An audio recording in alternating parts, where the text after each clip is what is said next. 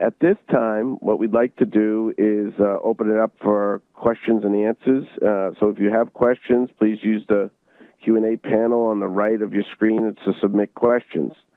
We have one question here, and Larry, why don't I throw it your way first, and then Wade, you can answer following Larry. The question is, what metric do you use for funding water recycling projects? Triple bottom line, sustainable return on investment, or other? Also, within that analysis, what is your investment hurdle rate for sustainability projects? Well, there's a lot in that one. Yeah. So let me start with the last one first. I guess that's the easiest one. So we've seen, as I think many companies have, in the last several years, with the belt tightening, we've seen the tightening around the wallet as well. So today, across the globe, projects need to have an IRR of 20% plus. So I think that's a payback of, I don't know, something, 3 years or so. And that's just in general. Now, if there are other drivers, so for example, if something is required for regulatory compliance, there's no ROI for that one. And so if it's an operating necessity, then the ROI is not part of the equation. This is just something you have to do, and that ends the discussion. We never have to get into a discussion of ROI on that. Okay, great. Wade? So at Cabot, we're generally looking at these types of projects on a total cost of ownership basis. So we're trying to balance the capital cost of the initial project and any plant modifications with the ongoing operating cost. And when we do this, we'll look at over 20 years. These facilities we have are going to be around for a while.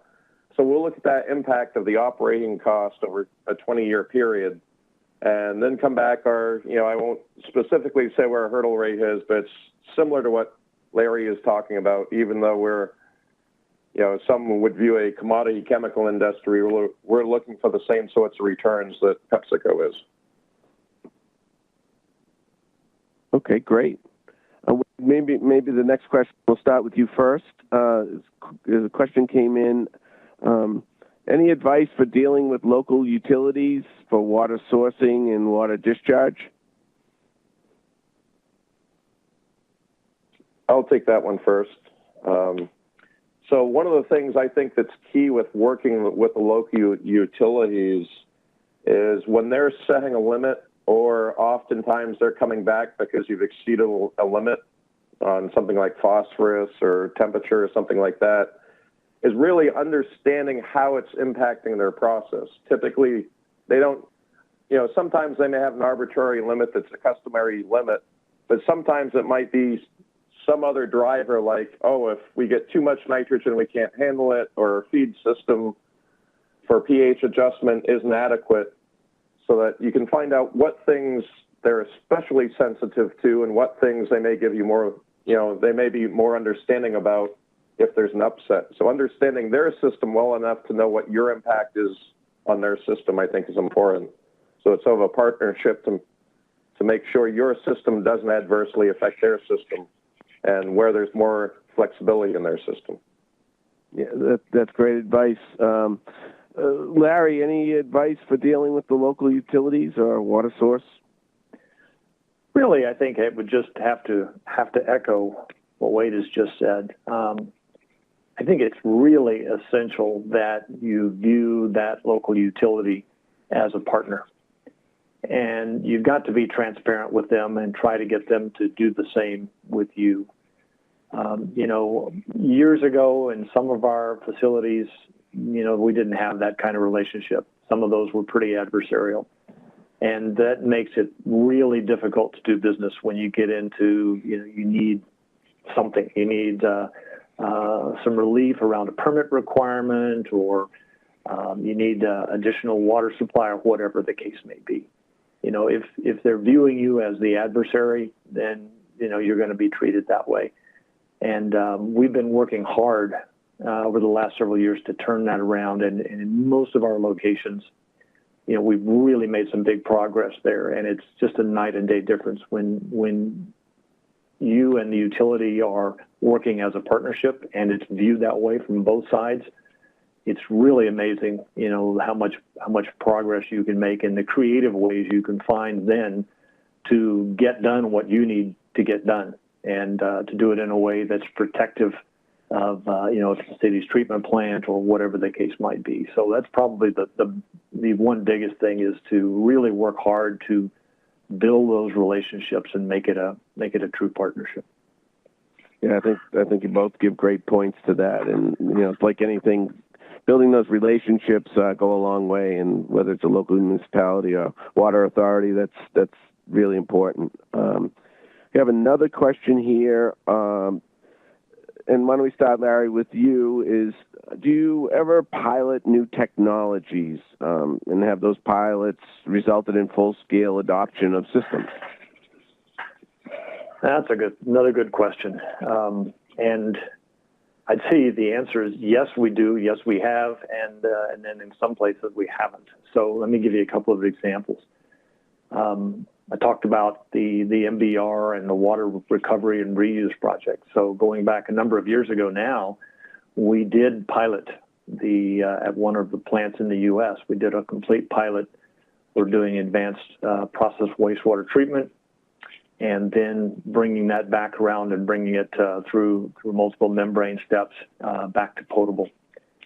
And then we took the results from that pilot and we turned it into a full-scale treatment system in one of our operations out in Arizona, where they recover the water and bring it back, full circle for reuse in the plant. Even with that pilot work, we still had a few surprises. But for the most part, that project was a big success. Now, just along those same lines, we had a few other locations, one that I can think of in particular, where we basically tried the same thing in terms of capturing wastewater, processed water, and turning it into potable water. And it was a retrofit onto an existing plant. And, they thought, wow, this looks easy. We know how to do this. Let's just go. And so we put all the equipment in place, started it up, and almost immediately we ran into problems.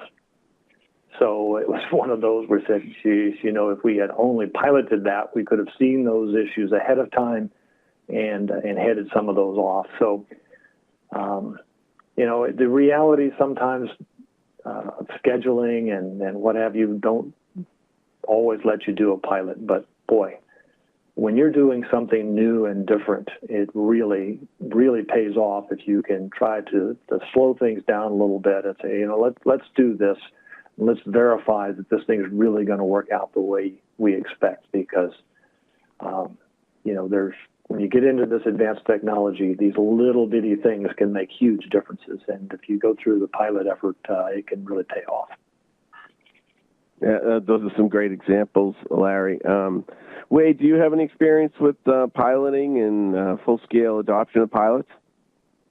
I think to follow up on what Larry said, where we use pilots a lot is when we have a waste stream that's not a traditional cookie cutter type approach to treating it.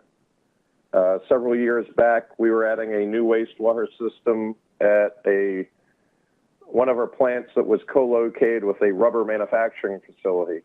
And so we had a waste stream that was high solids, high BOD, high ammonia, and we're looking for the cheapest set of process unit operations we could put together that would treat that stream with all of the nasty issues with it. And so we actually had two competing companies that had on-site pilot units trying to come up with the cheapest design for us. And there was sort of a combination of lab scale testing and pilot scale testing that they went through. We didn't eventually end up implementing any of those. That facility ended up shutting down, but it was extremely useful and educational for both us and the suppliers to be able to work with those streams and see what worked and what didn't work. The other thing I would say is the other opportunity in sites is to just take a slipstream coming off a process and just do a small scale test with whatever technology you're doing. And that can often be cost effective without spending a lot of money on a full scale pilot, just to do a small pilot test or short term test on a slipstream to see how the technology will work. That's great advice. We're going to move on. We have another question that came in, and maybe we'll start with you, Wade, on this. Is on the topic of standardized treatment designs, your responses sound logical and technically sensible. However, when the political and geographical elements are included, do you still maintain the treatment standards as in the U.S. operations? We will have a minimum set of standards that we will treat to. So we'll have a company standard of, and typically based on what the U.S. standard is, of this is what we are treating to. And generally what we'll run into is occasionally we'll get some local regulations that have a higher standard. But we do have a minimum treatment standard we will meet even if the host country has something that's more lenient. Okay, great. Great. Larry, do you have some feedback on that question? Yeah, pretty much the same thing. I mean, certainly we really emphasize that first and foremost, you have to comply completely with whatever the local regulations require. But beyond that, we have a global effluent standard that applies everywhere. And in some cases, our standards are more restrictive than the locals' regulatory requirements would be, and in other cases they might be the same or perhaps a little bit less, again, depending on where it is. But we do apply that global, the PepsiCo global standard across the board. Everybody has to get into compliance with that. And again, if you look at that global standard, it says, first off, you're going to be in compliance with those local regulatory limits. And, we've put some additional emphasis behind this in our new sustainability goals that, if someone wants to look at those more closely, they can look on our website. But, we've stated that having 100% of our process wastewater discharge in conformance to our own standards for protecting the environment, that's a stated goal. And so every site has to get on board with that and make sure that we're complying not only with the legal requirements, but the PepsiCo limits, again, whichever is more stringent.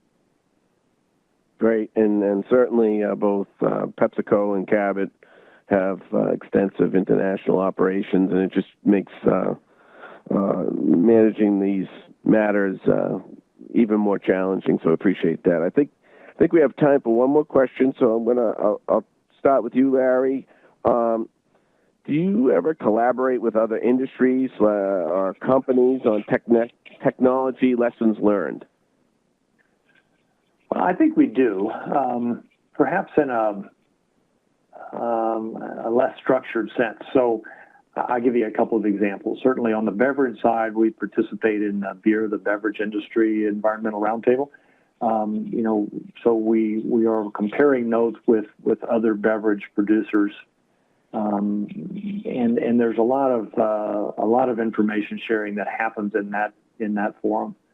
And then on the food and even the dairy side, within the U.S., there's a counterpart, a food and beverage industry group that meets every year and shares war stories and successes and failures and challenges and whatnot. So we do collaborate in a sense, in that we share information and learnings through those groups. And so I'd have to say yes, but perhaps not in the way that the question might have originally thought. I can't think of any cases where we've sat down with another company and done a collaboration one-on-one kind of a thing. Okay, great. Wade, do you have any experience with collaborating with other industries or companies? Well, I would say is in the specialty chemical industry, a lot of the time there's not a lot of collaboration between different suppliers. I would kind of contrast that with, say, the pulp and paper industry, where a lot of effort went in years ago in bringing all paper mills up to a general treatment standard. So a lot of the time when I was working in the paper industry, it was very common to work with other sites when you got to pollution control side of things, of working together to make the industry as a whole improve overall. On specialty chemical side, it's less common. Where a lot of the other competitors are viewed as a direct competitor, so not a lot of information is shared. Where we will get support is going to other industries. If we're looking at something like water treatment or wastewater treatment technology, where we can go to another industry that's not a competitor and see a certain type of filtration or purification technology in operation. And in those cases, we'll get a lot of support from someone because we're not direct competitors.